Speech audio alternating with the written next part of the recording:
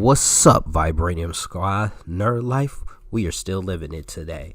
Okay, in this video today, I want to have a discussion with you guys about this Joker movie. And is this movie really a masterpiece? But before I start this video, hit that like button, hit that subscribe button, and post a comment below and let me know what you think about the Joker movie.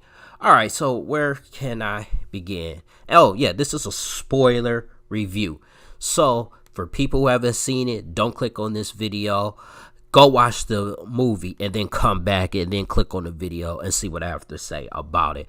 Other than that, for all those who've seen this movie, you guys know it's about Arthur Fleck, a guy who's just down on his luck. He is like his life just pretty much is hot garbage. There's no other way to describe it besides that it's just garbage. And it's really about his transition from Arthur Fleck into the criminal mastermind, the Joker. And do I think it's a masterpiece? Not really. I thought the movie was far too slow for him to become the Joker and look like the Joker per se. But this is a realistic take on the Joker. And when I'm looking at this movie, I do think Warner Brothers is onto something as far as making more rated R movies. Because I do think a Batman movie could be rated R. Batman doesn't have to kill, but his villains could kill.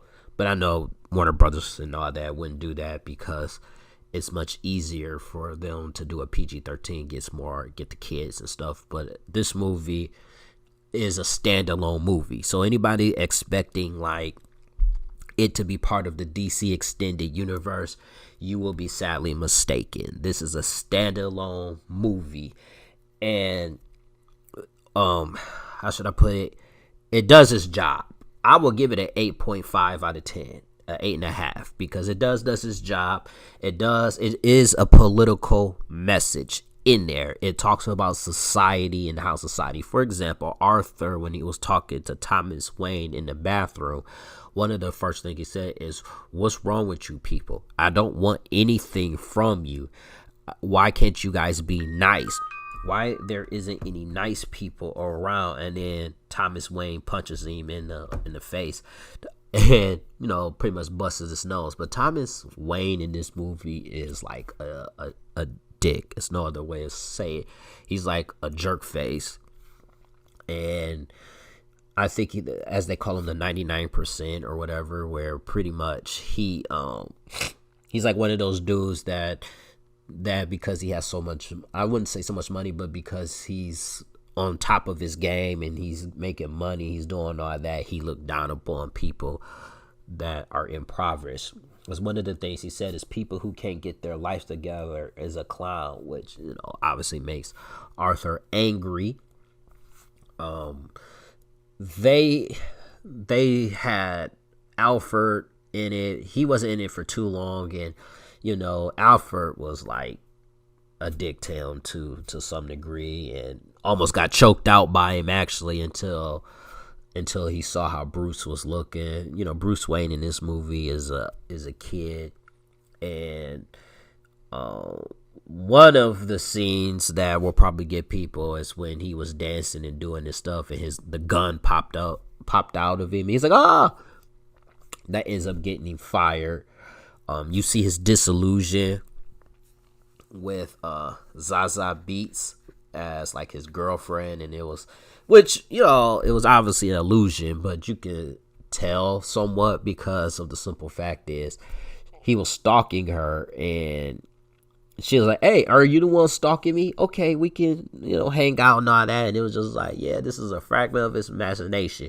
And that's another thing. They seem to always switch to a fragment of his imagination and him. So sometimes for people who do not catch that, it can get a little confusing. Like 1 minute they're watching something, and then the next minute he he's in his mind in a fragment of his illusion. I mean, fragment of mind and its illusion.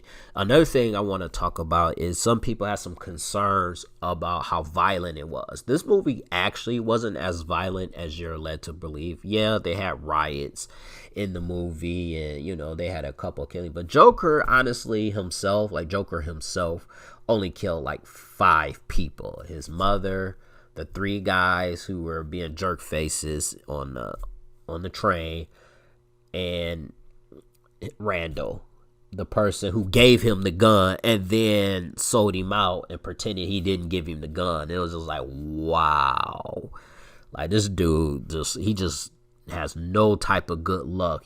This man does not have a 4-leaf clover to save his life, man. This man has a complete 5-leaf clover.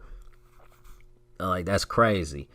But you're not gonna get like play by play, so as you could tell, I'm all over the place with this movie. But what's another scene that I thought was cool? His uncontrollable laughter. Like, you could tell that his uncontrollable laughter was hurting him. Like, you could see, because he would just bust out laughing at inappropriate times. Like, they were telling a joke. The guy was telling a joke, but everybody laughed, and he'll bust out laughing. It's just like, man, what's wrong with this dude? But obviously, he had a mental illness because he was tied to a radiator. His mother allowed her boyfriend to abuse both of them, and because she allowed that, I think it gave him some form of brain damage that caused him to have uncontrollable laughter. And that's the other thing. This is not a definitive origin of the Joker, because a lot of people have a problem with that. A lot of people think that was afraid that this is going to be a definitive origin of the Joker. Like, I personally believe, this is just me, but I believe you really can't do the Joker wrong simply off the fact that he doesn't have a real origin. And because he doesn't have a real origin, I think that it's much easier for people, I shouldn't say people, but I think it's much easier for the directors and writers to write any type of story for him, and it'll be okay, because at some point he's going to become the Joker, unless they do something really off the rocker that makes 0 sense for his character. There's not necessarily a wrong way to do it. Just give you an example. Like, he had a mother, and he, his name is Arthur, but that's not really his real name. He was adopted by this woman who was writing letters because she was disillusioned. She was delusional, and she was writing letters and trying to portray Joker as Thomas Wayne's son. So sometimes you would think, like, is this his half brother? But no, she was just delusioned, and she was a little psycho herself, and she kept calling. Excuse me. She kept calling Joker happy, but Joker's like, I have not been happy my whole life, and end up murdering her. But that's the point. Like, you don't know his name. You just know him as Arthur in this movie because that's what we're led to believe.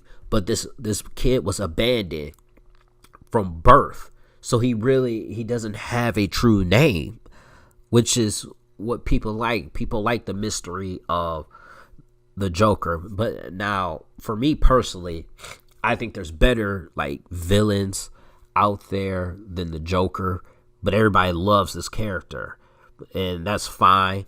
I do think that they could do a Lex Luthor type movie like this, but I don't think it's going to be considered a masterpiece like the Joker, because Joker was like impoverished and all that, and Lex Luthor has all this money and technology, and from what I've learned, people like characters like Joker than Lex Luthor because they feel like Lex Luthor has all this money and stuff, so he's someone that they can't relate to. I disagree with that because Luthor is a really great character, and Luthor built himself to that point. Joker doesn't care about money. Joker doesn't care about anything. Joker's mentally ill, so he doesn't care about money. That's not the issue. The issue is like he just wants Batman to kill him or just face Batman. But in this movie,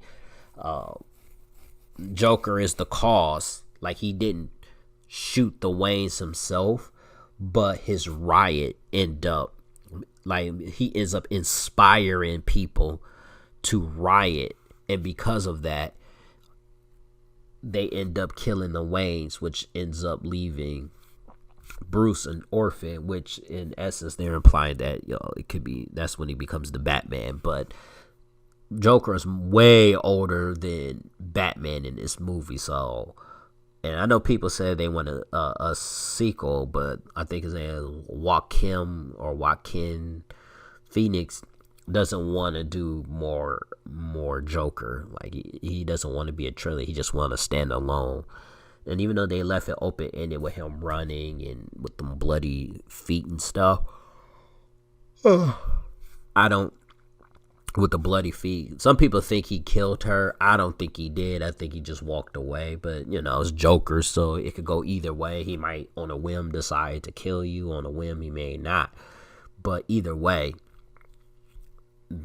some people think that they can make a sequel. I don't think they're going to do a sequel because this movie's standalone. And then if you do a sequel and it's standalone, then people may have a problem because of how it is. Because at the end of the day, Batman has to win. But I'm going to end this video on my review of the Joker movie. Hopefully, DC pays attention to what they're doing. And, or I should say Warner Brothers, not DC. But Warner Brothers should pay attention to what they're doing. And get on to something. Because you can have a rated R Superman movie, a rated R Wonder Woman movie, a rated R Flash movie. The heroes do not have to kill. The villains can. But we'll see. We'll see what they do. I might do a video on that, actually. But peace out, y'all.